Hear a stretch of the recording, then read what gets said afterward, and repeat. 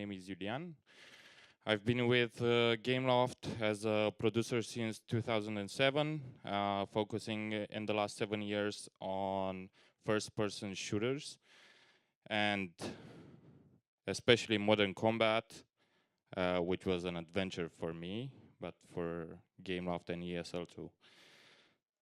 So a few words on Modern Combat. It's one of the longest running FPS franchises on mobile. It's a skill-based, fast-paced game. We have a big, heavy multiplayer component, and once we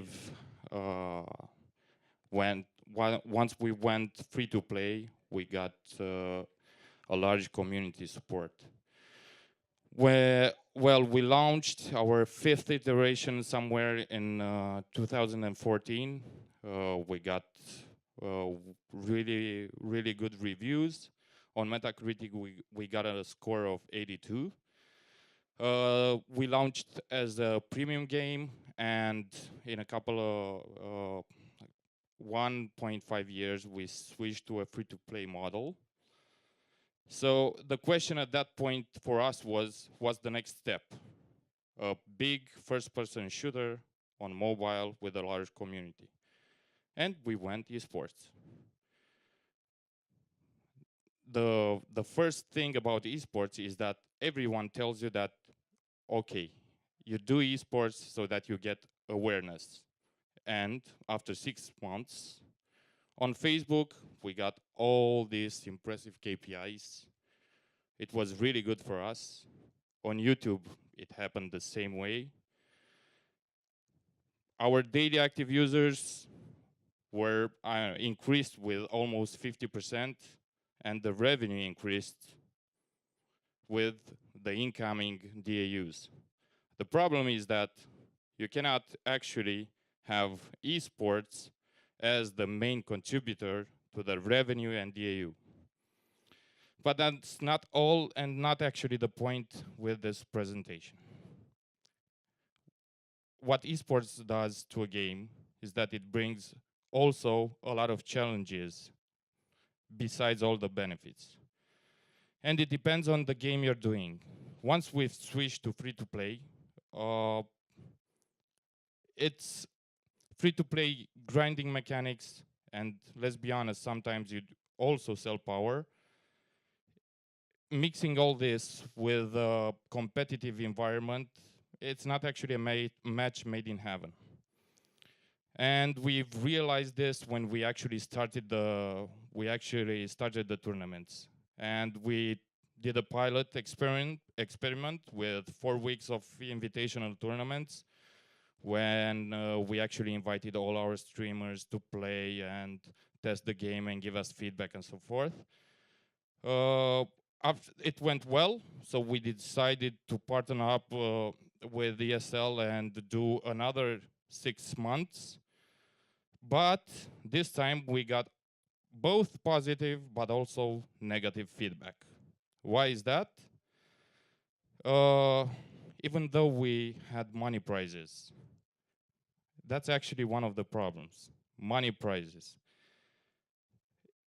When you put money in, suddenly interest from the community increases exponentially. But we still had players that had non-paying users that were having troubles grinding for the proper loadout, for a competitive loadout, something that will give them a proper chance within a proper pro team, if you want.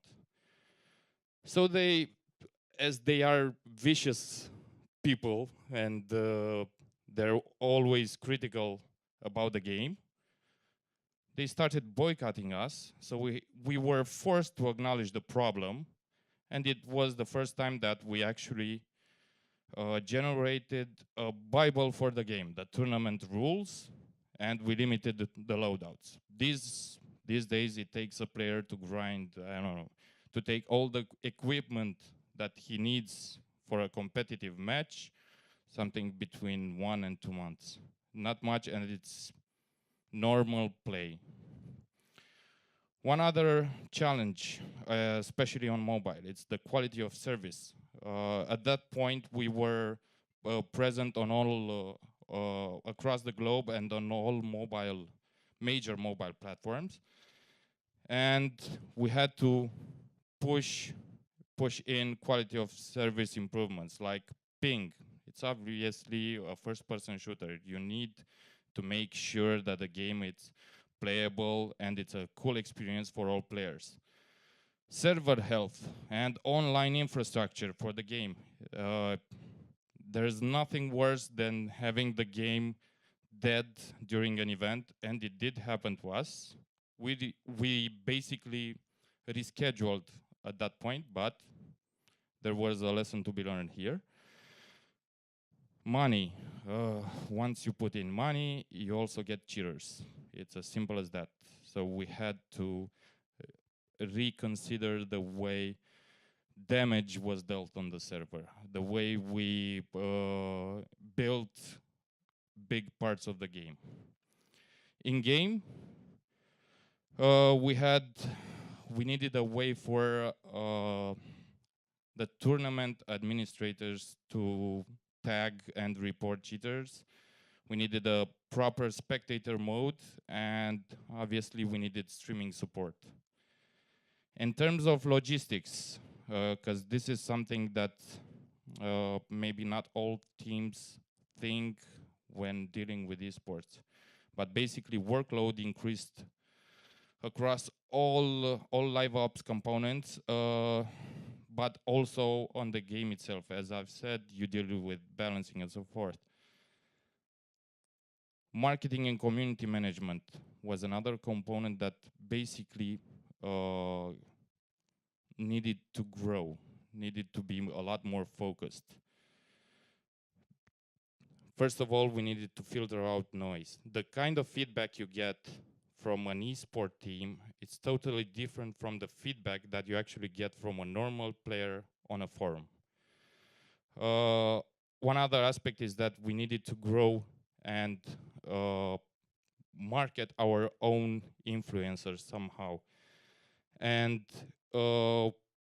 we've started promoting them in-game. We implemented a section in which we basically pushed the channels of our influencers, pushed the events, pushed all the tournaments and so forth. We started outsourcing. We realized that if you want to be a professional esport game, you need proper casters. Not just a guy behind a microphone that's not seen and so forth. You need maybe a guy in a suit that knows the game properly and pushes it forward. On the game itself, as we were basically free to play, as I've said, we needed to constantly balance our weapons and effectively push in designs that were compatible with esports. And obviously the QoS improvements I've mentioned earlier. One other aspect that increased, the effort, the production effort on our side is that we launched on iOS, but they were successful and the community found out about them. So Android requested the same tournaments and Windows, so we had to go there too. Financial. Even if we like it or not, if you're a big company, maybe you can afford it. But it's always for the best to get sponsorship. For those professional casters, obviously, but not only. For the prizes too. And getting the right influencers on board. And one other thing is that during live ops, you want to try to go outside the standard advertisement channels, the standard advertisement marketing, if you want. The presentation earlier was quite cool on this side. On our side, we got Mockbrush that offered their support for our Android tournaments. So the the idea, what I'm trying to transmit right now, to say to you, is that what's actually esports right now for our game. It's an actual living, breathing part of the game. Once you go esports, you need to make sure that you have all the resources so that you can put all that effort into making it properly. But most important, it's a it's a way to improve your game. And esports is not for everyone. Esports it's not a way to get installs. It's a way to get your game better. And obviously, once we got all the noise around the game, we were forced to optimize our live ops, the way we market our game, the way we talk to our community, the way we push updates on the store and so forth. Is it worth the effort? As long as you assure a proper QS, talk talk to your players, talk to your, I don't know, pro teams leaders and so forth. As long as you do it for the right reasons, and by this I mean, if you want installs, just do user acquisition. It it works, and it's easier than doing esports. But if you want to make your game better, and you can actually accept the challenge, do esports. And one other lesson we've learned with MC5 is you should actually target the game, the users that you already have. Okay, make sure that the the people that actually supported you through time are the guys that get the first benefits of what you're doing. One other thing is that ESL is is big, and you'd like to pair your game with them so that you can get the added brand value. And at the end, I would like to say that, okay, we did esports. It was a cool, nice experiment for us. We're still doing it after 2 years. It's something we consider efficient on our side, fun. With if you do it for all the right reason, it's something that can add value to your game. And but it's still a wide open space. There are still things we should try, and we'll have Martin from ESL here that will give you uh, a bigger perspective on mobile esports from their side. Thank you. Thank you, Iulian. I have the mic here.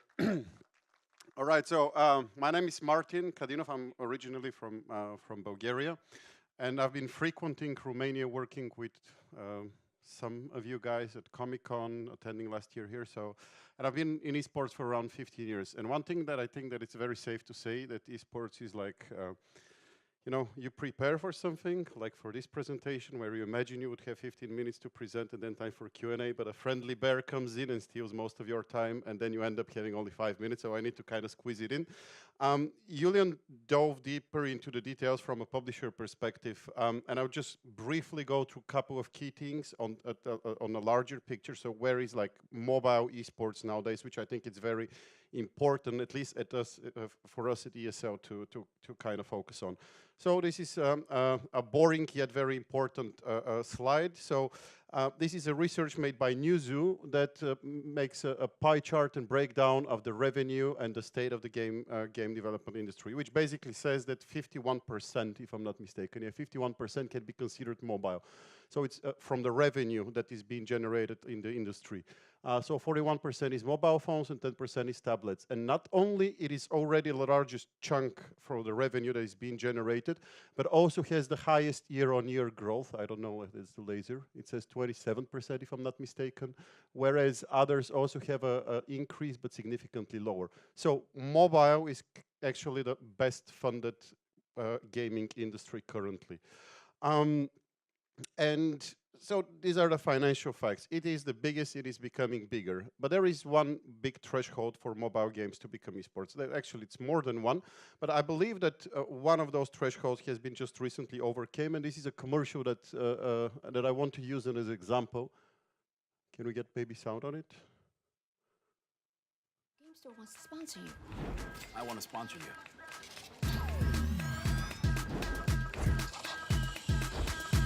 Yes, honey. Travis Scott wants you to get these squad wins for the crew tonight. Let's get these squad wins for the crew tonight.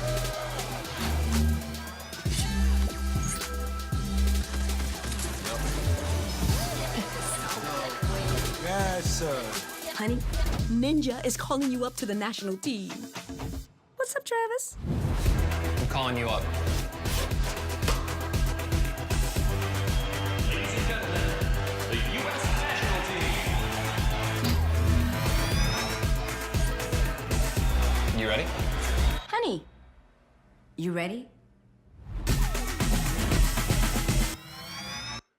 So there are many ways to look at this commercial. The way that I like to look at it is that one of the largest and most recognizable brands, Samsung, uses currently the hottest IP in gaming, Fortnite, and certainly the best renowned streamer that is already transcending the gaming communities, but it's like a pop cultural phenomenon, household name, to actually tip into esports. So it's kind of becoming more than competitive gaming or esports, it's becoming a cultural phenomenon.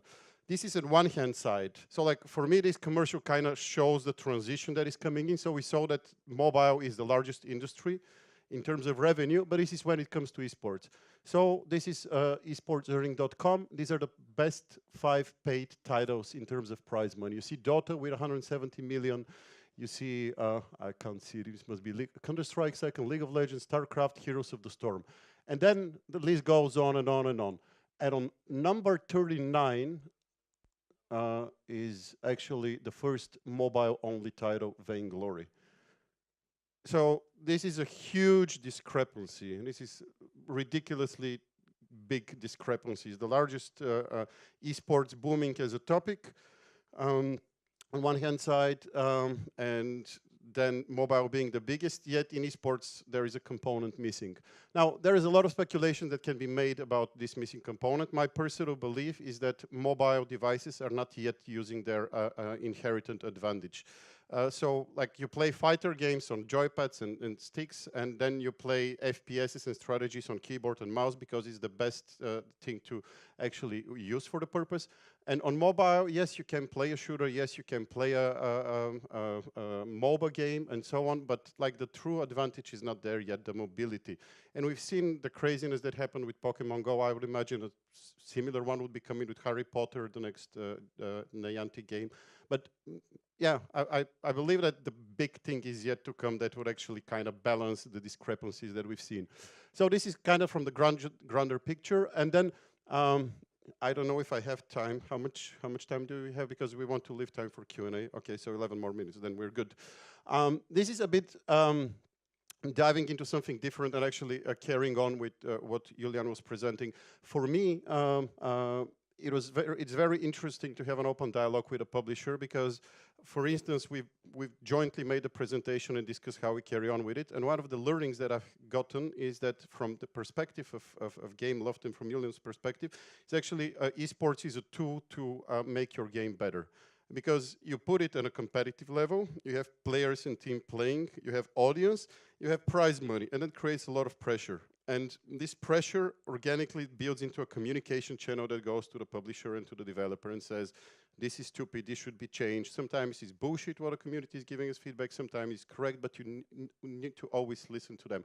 But before we go to the key learnings, a bit of specifics. So what we are doing together for Modern Combat is we run what we call Grassroot Tournaments. So basically, we organize series of online tournaments that you don't need to pay or do something extra specific. If you have registered ESL account, and you, of course, have the game installed, basically, the only thing that you need to do is sign up. And we have 3 platforms, so iOS, Android, and Windows. And we have segmented into 2 regions, Americas and Europe. and kind of caters to the need to the players globally in terms of time zone. So maybe the guys in Japan is not that comfortable, but they can still choose whether they play in Europe or the States. So they have this competitive ground. Then we have like these weekly tournaments with some cash prize money, like 100 euros or dollars per week, and then a larger final in the end of the month that is streamed and so on and engages the communities. This can be useful to a publisher for many ways. Basically, it's a low-friction engagement with the community, just to tip your toes and to kind of see where your game stands, get the basic learnings, and actually go to some of the conclusions of the processes that Iulian and his team has went through. And on the other hand side, I think that's something that's valuable, and I'll use it to transition to the key learnings, and I'll of course start from last to first, is basically learn for the existing examples. We at ESL tend to believe that we have expertise in esports. We've been doing that for 20 years in different geos, different games, different types, different formats.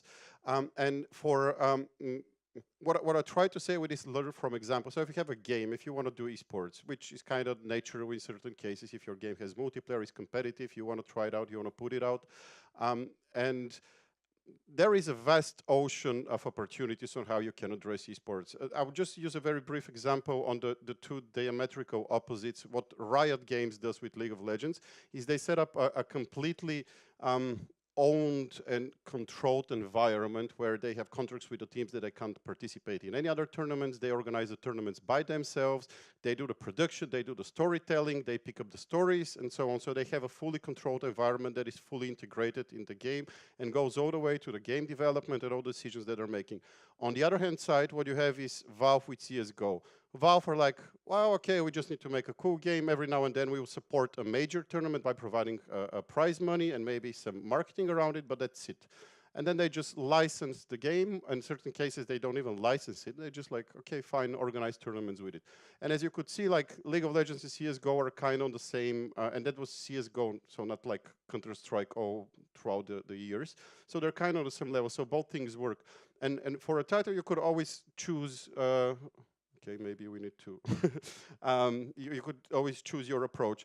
And then just briefly on the other two, esports is a dialogue, it's not a program. It's not like something that, it's pretty much to like community management, and I think the awesome bear that was here, actually a significant portion of their success is precisely based on the fact that they actually have an active dialogue with their communities. You put out the games, sometimes the community is vicious, is very toxic. There is the common belief that the most toxic place in the world is not actually the nucleus of a nuclear plant, but it's a Twitch chat. So you need to embrace this dialogue and this reality and start talking to the people. And if you listen to them and if you establish a dialogue, you would be creating a better community and would be generating a lot of learnings, especially when it comes to esports. And then, of course, first and foremost, perceive your game for what it is. Don't drive a Trabant as if you're driving a Ferrari or a Dacia, which is, yeah, whatever. Or the other way around. Just be realistic about the game and don't try to achieve something with the wrong tool.